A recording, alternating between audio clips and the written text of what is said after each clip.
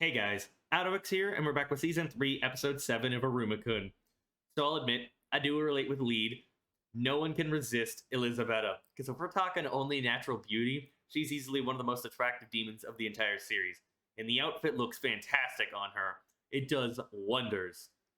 Now factor in the knowledge, the wisdom of seduction techniques bestowed by the succubus teacher, Rain, and the recognition of her natural talent, and it's already an unfair advantage. Plus, if worse comes to worse, full love gauge, her bloodline ability, is also an option. So, truly, an unstoppable woman, an unparalleled beauty. I'd be offering up points as well. I'd be falling for all of the seduction tricks. And it's very entertaining that she treats life as if it's an otome game. That she's incredibly passionate about all forms of love. Stolen love, tragic love, passionate love. It doesn't matter what shape and form it takes. Every man's a prince. Every man's a romantic interest. The time spent with Elisabetta's definitely needed and very entertaining, because she was one of the least developed or least fleshed out misfit characters thus far. So it's a good change of pace to see younger versions of herself and get more of a mindset, a motivation with the character. Plus, can't deny, it's just very nice looking at the character design alone. And her voice actor does wonders. Now, we also have Iruma, who's been kidnapped by Clara and dragged into the costume. A surprise attack, her forte, that brings out her sexiness, her charm. It's the purity, the innocence, and everything.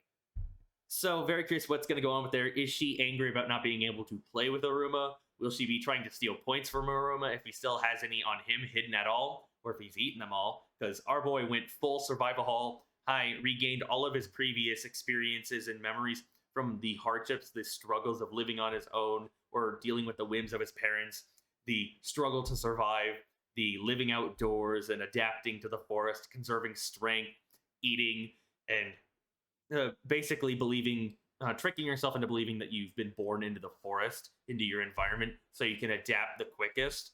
It's a smart tactic, and Lee does give him credit for thinking he's a strategist, but it's just his natural experiences, and he was on a survival high. But it was really nice, kind of harkening back to his harder lifestyle before Gramps got him and everything. Very curious where we're going to go from here, though. Not much else to say, other than make sure you check out my links down below, my Twitter, my Twitch, my Kitu, my Patreon, as well as my Discord. Yes, that's correct. I did make a server, and it's public access, so I'd very much appreciate it if you were to join, help me build the community and everything, chat me up. Got plenty of channels already, and I do take suggestions. And, if you want to support my Patreon, did an overhaul recently, so there's more tiers, more benefits. It's way more worth the money that you'd be spending on it. It's not mandatory support, but it'd be very much appreciated. And I'm at 9 patrons trying to hit 10 by the end of the year. It's a small but difficult goal, and we're so close. Plus, all reactions have full audio, full video, opening and endings included, nothing extra cut out and stuff like that. Plus, I do have some Patreon exclusive series on there, so consider giving it a check. I'll be doing anime movies, live action TV shows, everything and under the sun. And while you're down there, make sure you have a like, comment, subscribe, hit that bell icon to be notified when I upload next. You all should know the drill. Let's hop into the episode. We're 1/3 of the way through the 3rd season. Very curious how the Harvest Festival will continue to develop, who we'll focus on after dealing with Clara and everything, what grouping, basically. Do forgive me if my voice sounds a little hoarse. I'm several videos into a recording session, and I've been very vocal, been very excited and hyped, so definitely been straining myself. And it's also way late at night, or almost morning.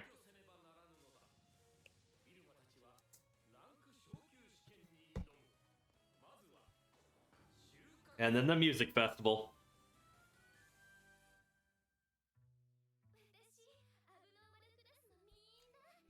And I did forget to mention the Debbie Mixer, which was very entertaining. Seeing Lead's advice backfire and getting every other one person to get the girls to entertain the females alongside it. Very nice, very entertaining. It was the consequences of his actions, the karma, but seeing Sabnok all stoic and Iruma all vulnerable and passive as usual, or even Jazz just entertaining with his stealing ability, it was very entertaining. That might sound like a broken record, do forgive me. Plus, man, the way my power cut out during Tsukima gave me a heart attack. Fortunately, I was able to recover the reaction. No serious issue seems to have arisen, but hopefully we won't have another issue like that for a long while. But shout out to OBS for being real ones. I love the outfit.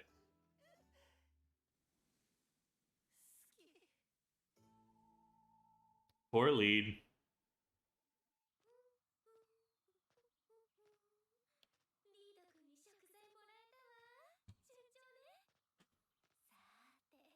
This does count as brute strength and schemes. Using your natural beauty and being able to trick. How big's the costume?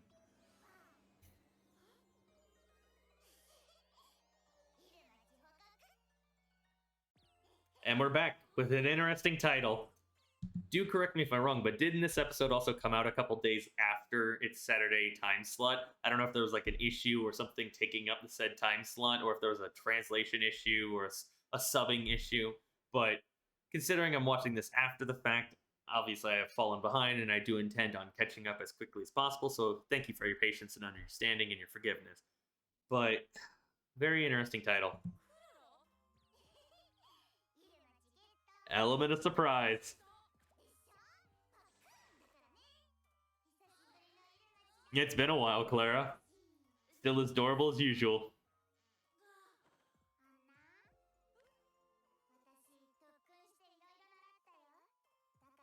Time to see the results of her training.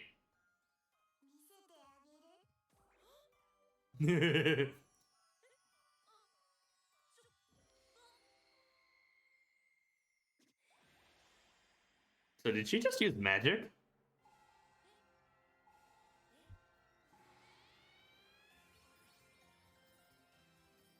What drug trip is this? Our boy shrunk. A true kid size now.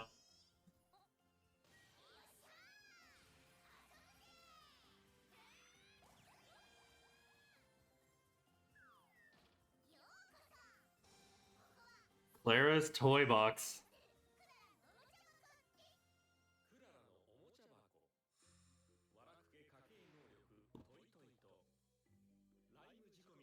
Art of Illusion.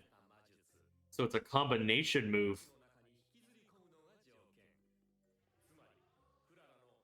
Interesting. So the costume is a giant version of her pocket.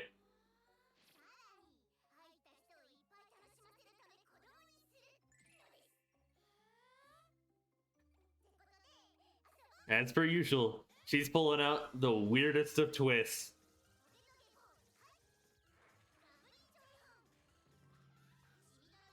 Bloodbath wife versus mother-in-law warhouse set.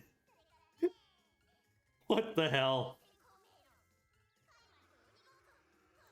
Tag with a Kaiman.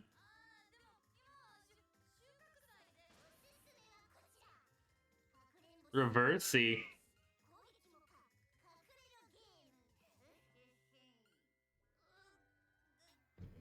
It's got its interest.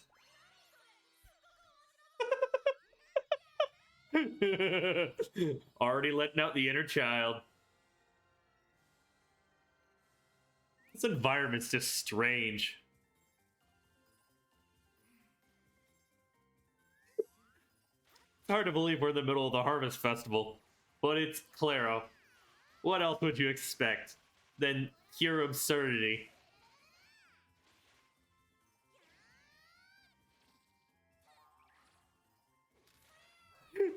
It's surreal seeing him child-sized and running almost like Goku.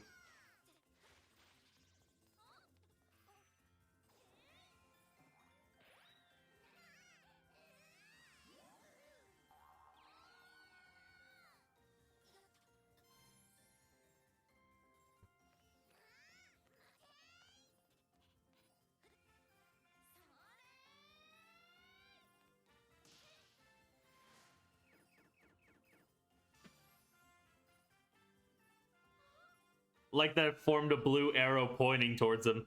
I don't know the rules of Reverse C, but I know it's a relatively popular game.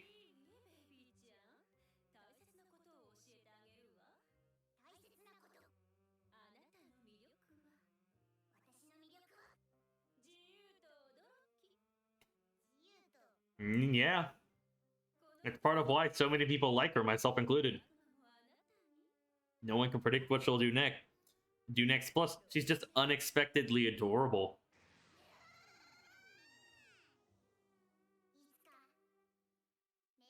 Calling back to season 1.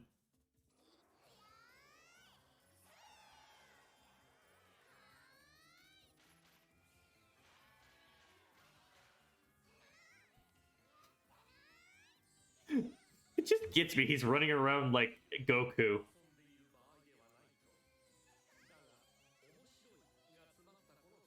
Unleash the inner child. It's adorable. Of course. An unofficial song, or, well, I guess it would count as official, but it's been a hot minute since we've had a Clara song, much less an OST that isn't the opening and ending. But Iruma does it so well, just popping out or rather pumping out these random music soundtracks and everything. And it always gets me entertained. It's part of why I enjoyed season 1 and season 2 so much. Is we just occasionally break into song, and it actually felt natural to the story.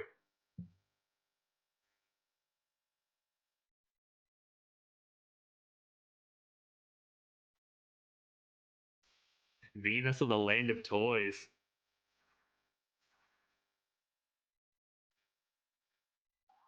I missed Clara songs. Or even just Valak songs.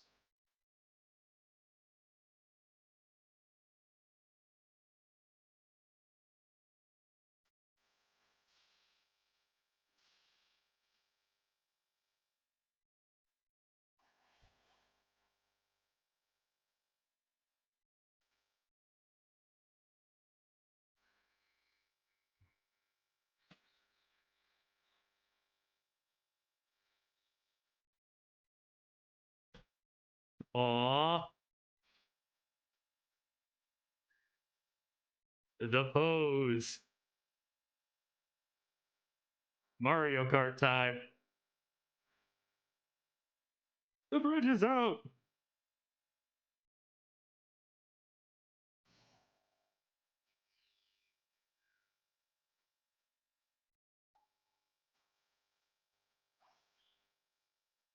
Aww.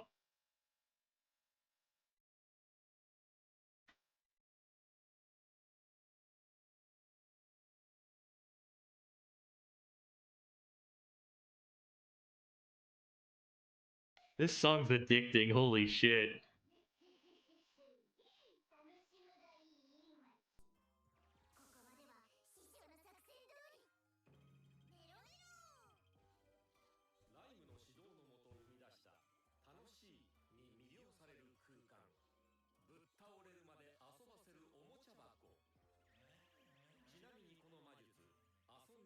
Interesting.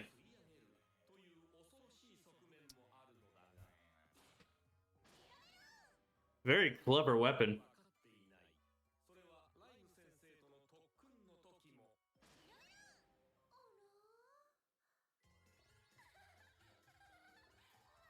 A child-sized Rame Sensei is interesting.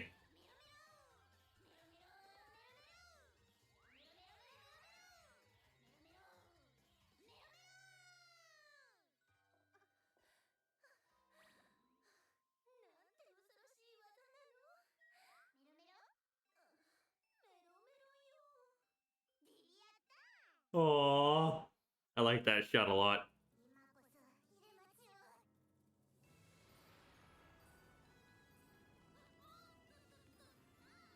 Ah, giant size to that.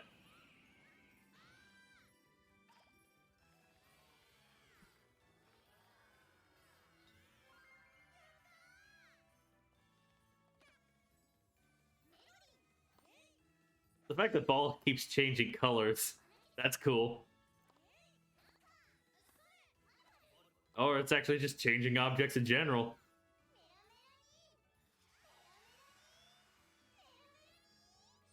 So how will Iruma break out of this?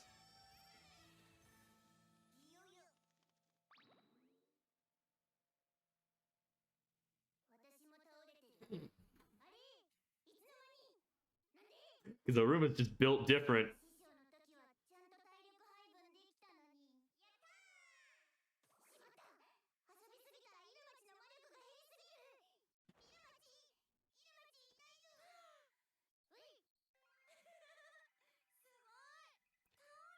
Is it actually able to suck mana out of his ring?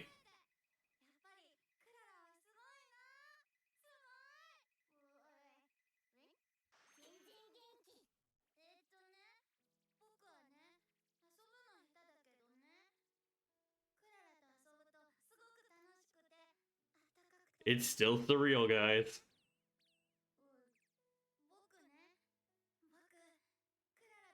Aww. The blush.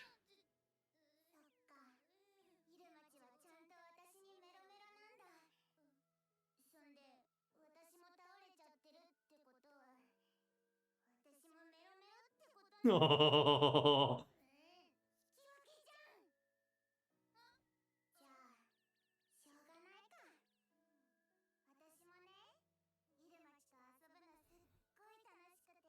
This is adorable.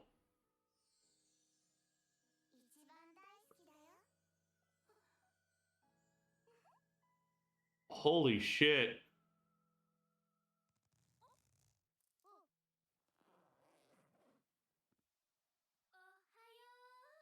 It's nighttime outside.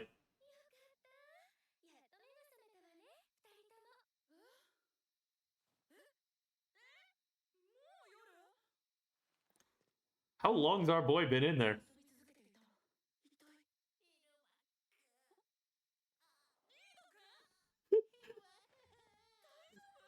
Coming crawling to this man.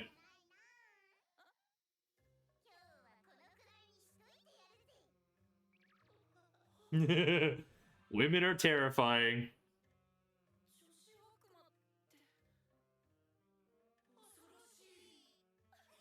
So Iruma learned to fear women.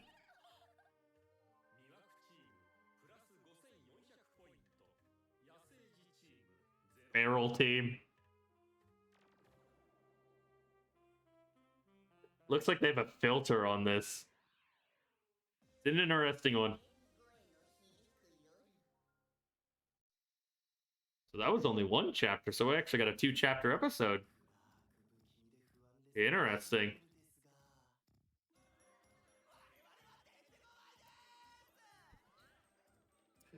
Hi, Sullivan. Hi, Opera.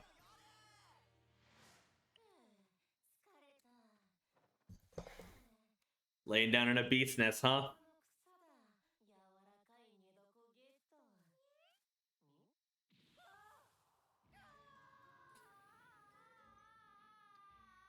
What?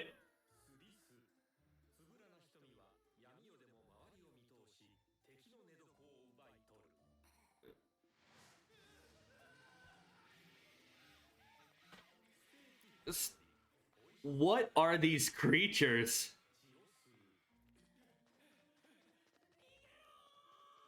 Definitely a dangerous forest.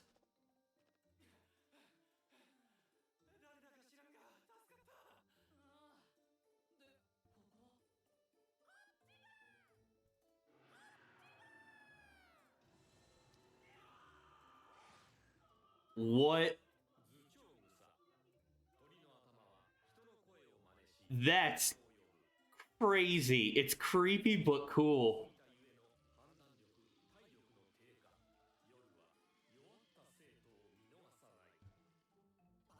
Never underestimate an unfamiliar environment.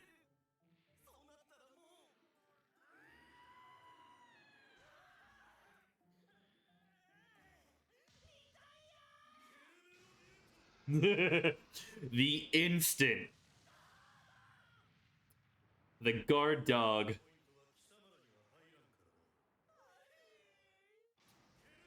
I love to see Lego just pulling out all the stops and helping out all the students.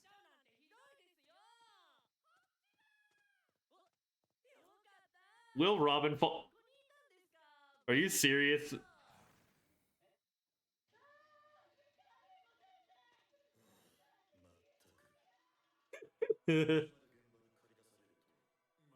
And the healing teacher, yep.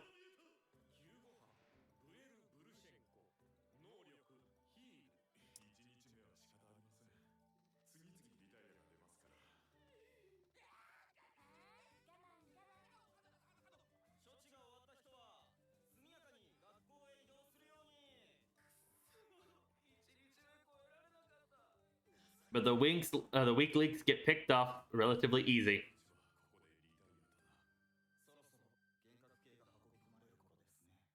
Hallucination victims must have ingested plants they weren't supposed to.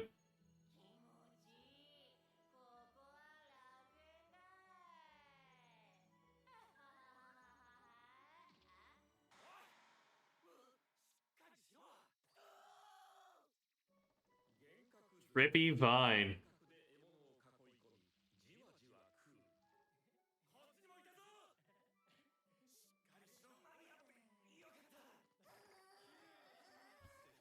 Oh god, Doronko or Dosanko or whatever her name is still kind of creeps me out.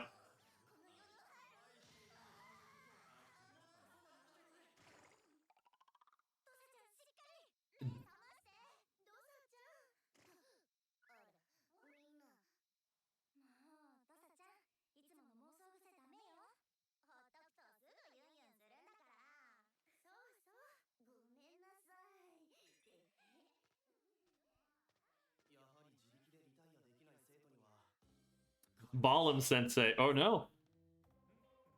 The luck dude.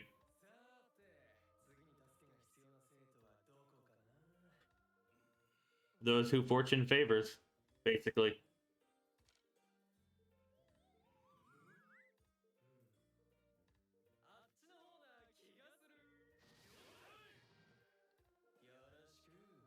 Interesting. Aureus.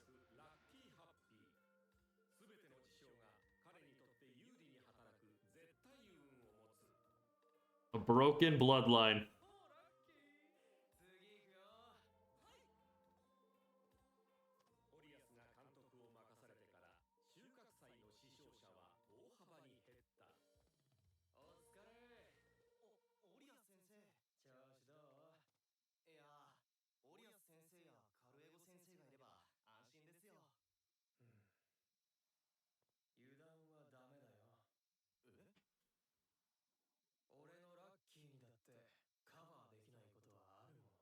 Interesting. Is it the boss class monsters?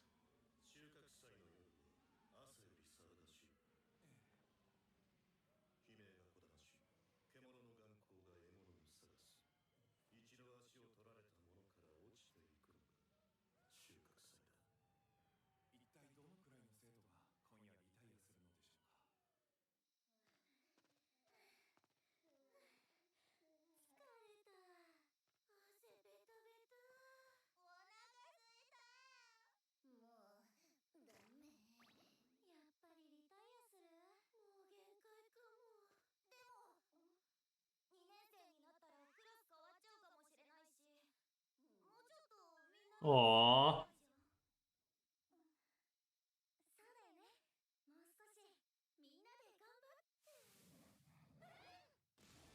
That's a big frog.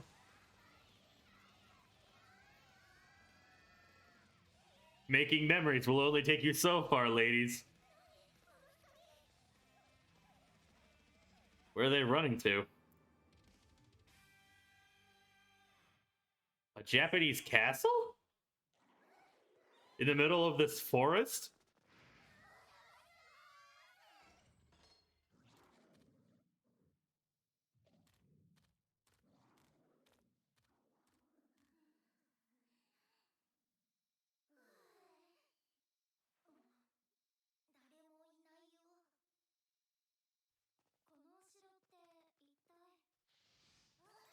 The way the lights just kicked on was so cool.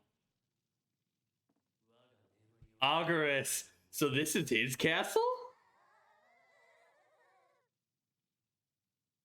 Way more intimidating than the man actually is.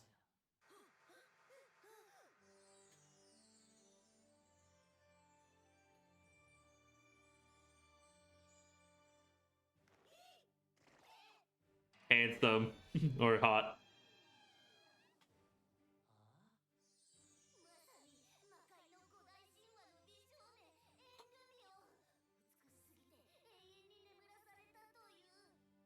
Not sure what myth they're referencing. And Andy Mianson. Don't think he could have jumped that high.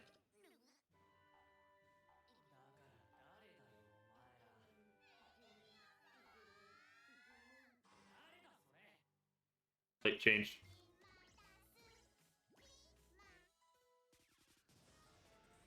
Tsukima time. Into Clara's toy box.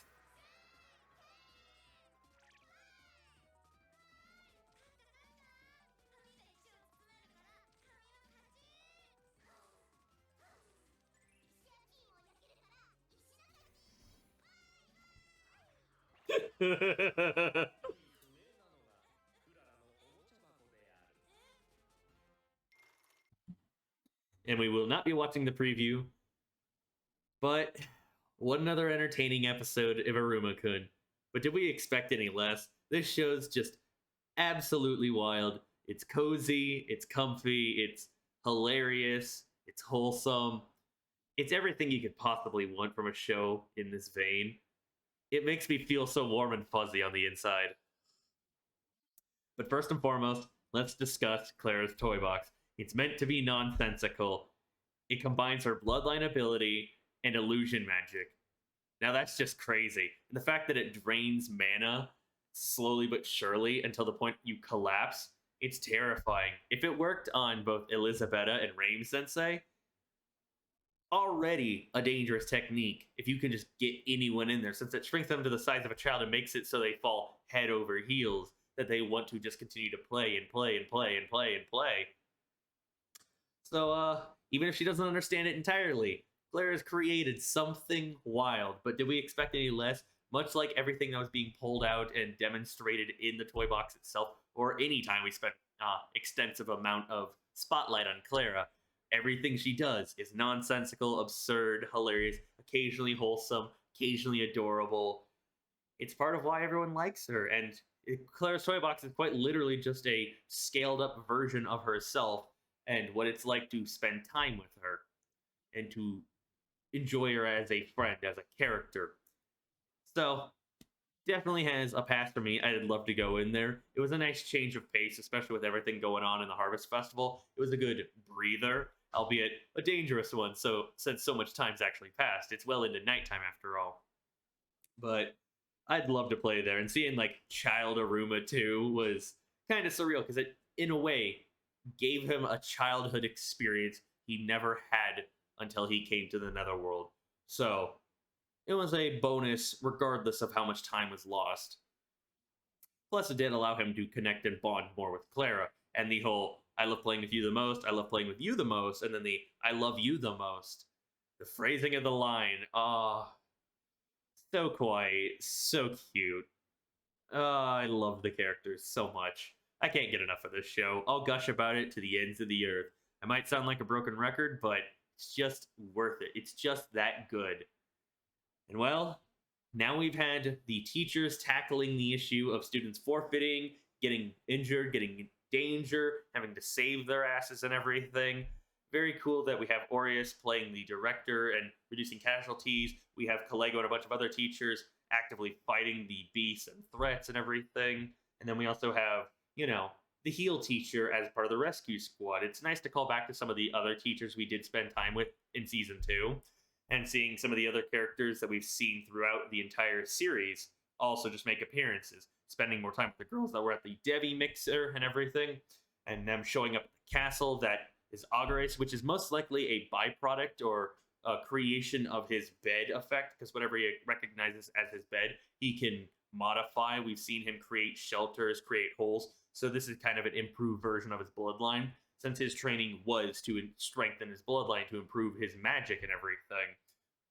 So if this is the case, well, talk about a fortress, and it'd make even more sense, or it'd be more ironic considering we have Beast Queen Karoli creating her own domain, and then we have an actual castle as well. So maybe we'll have a queen and a king fight, one holding out, one on the offensive as she tries to expand her domain while he holds up and keeps it safe, and quite possibly recruits more and more fellow students who wish to drop out but not to fully drop out to make as many memories and seek coziness in the Harvest Festival. I'll just kind of turn up and start living and applying the citizen status of the castle, filling roles and helping him out, even if he doesn't want them there because he wants to sleep and be able to enjoy himself and relax.